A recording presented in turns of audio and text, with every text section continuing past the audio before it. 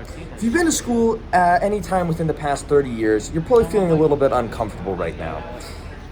And one of the reasons that you're probably feeling a little bit uncomfortable is that I'm wearing a hat. In most parts of the US, you're not allowed to wear a hat in school. And that was completely baffling to me, and I still kind of find it completely ridiculous.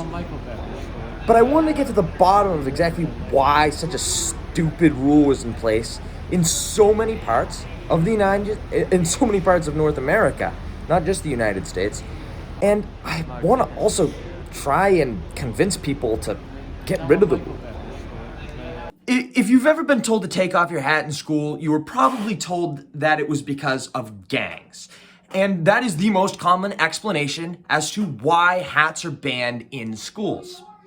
But it's not the greatest argument.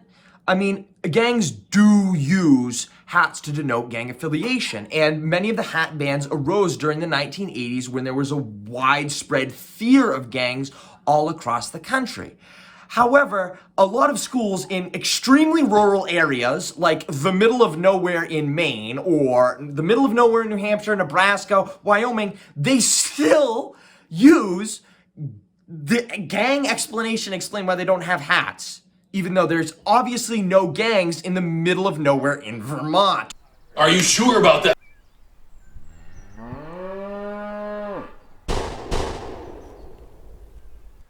Frank, you're not getting to the real point. Hats impact the ability to identify people. That is the most bullcrap of all of the excuses, because nobody noticed that we're like all wearing masks like this right now. Also, like, what about people with long hair? Or, like, there's a lot of other ways to, like, mask yourself. Also, a hat doesn't do anything. You could have easily seen my face. You saw me with a hat, like, a minute ago.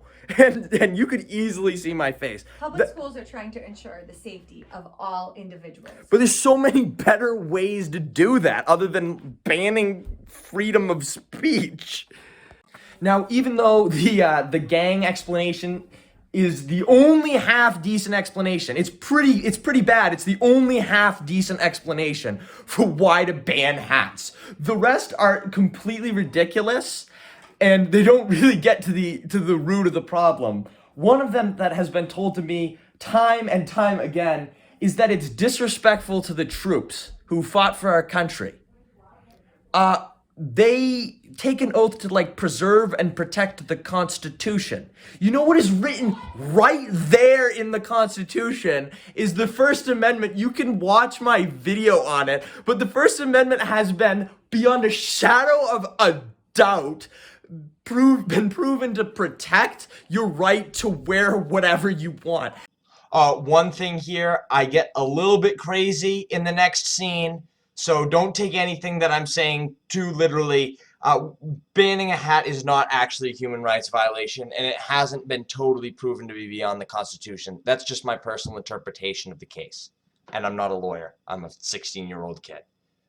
It's Tinker v. Des Moines. Look up that case. That specific case said you can wear a hat to school. So actually, because of that, all school hat bans are actually a human rights violation. It's against against the United Nations, and it's against the Constitution. So you can wear a hat in school, but schools will still yell at you.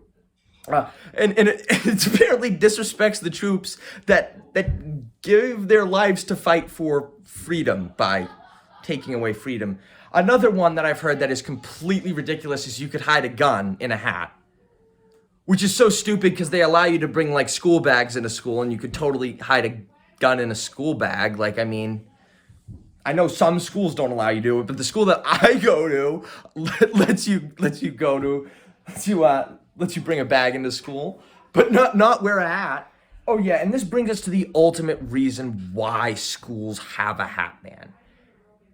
It's just because every other school has a hat ban.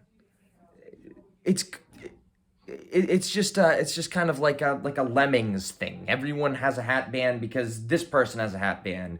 There's no real good reason for it. All their explanations are just designed to explain a behavior with no reasoning behind it. It is reasoning without actually synthesis. I don't really know what to call it, but it's completely atrocious and atrocious.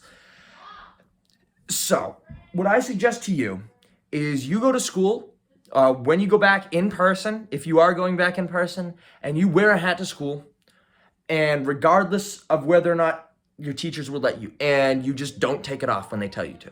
You might get yelled at, you might get put in detention, but you could take it as far as you want. You could sue the school on it if you wanted to. I'd imagine you have grounds to sue. And you can wear a hat in school. You have the right to wear a hat in school. I would say you have a right. I'm not a lawyer, but wear a hat in school whenever the heck you want to wear a hat in school. Don't give a crap what the teachers are saying to you. Just wear it. The rule is dumb.